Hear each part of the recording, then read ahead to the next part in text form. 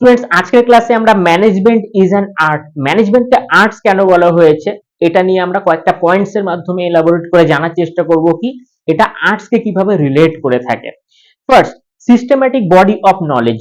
যখনই ম্যানেজমেন্টকে করতে যাওয়া হবে এটা তার মধ্যে কিছু সিস্টেম্যাটিক বডি অফ নলেজ থাকবে, যেরকম কিছু বই পড়ে শিখতে হবে, না হলে সেমিনার জয়েন করতে হবে, নয়তো বা লাইভ কোচেস রাখতে হবে যাদের সাজেশনস নিয়ে আমরা ম্যানেজমেন্ট সিস্টেমসটাকে রান করাবো, রাইট?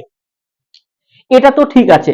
নেক্সট এর পরে যেটা থাকবে আর্টস এর সাথে যেটা সম্পর্কযুক্ত, যেরকম রিস্ক ম্যানেজমেন্ট ফ্যাক্টরস।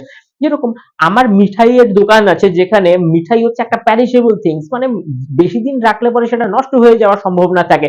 তো এইভাবে হতে পারে আমরা 100 জনের জন্য মিষ্টি বানাচ্ছি, সেদিন কোনোদিন হয়তো 80 জন এলো, 20 জন এলো না, তো এই যে এটা একটা রিস্ক, তো এই জিনিসটা খারাপ হয়ে যাওয়া, তো এটাও একটা ম্যানেজমেন্ট করার একটা একটা আর্টিস্টিক যে ধরন বা কিছু জিনিস থাকে সেটাকে ম্যানেজ করতে হয়। আরেকটা হচ্ছে ক্রিয়েটিভ প্র্যাকটিসেস।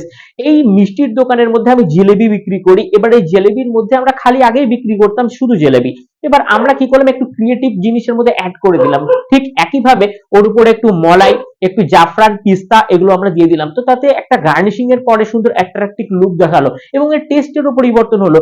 পরে দেখা গেল 1 সপ্তাহের মধ্যে 30% যে সেলস সেটা ইনক্রিজ হলো। তো এখানে আর্টিস্টিক কিছু মডুলেশনস এর মধ্যে পরিবর্তন করতেই এখানে আমার সেলসে কিছুটা বৃদ্ধি পেল। তো এই সামগ্রিক পরিস্থিতিটার জন্যই ম্যানেজমেন্টকে কিন্তু আর্টসও বলা হয়ে থাকে। Thank you.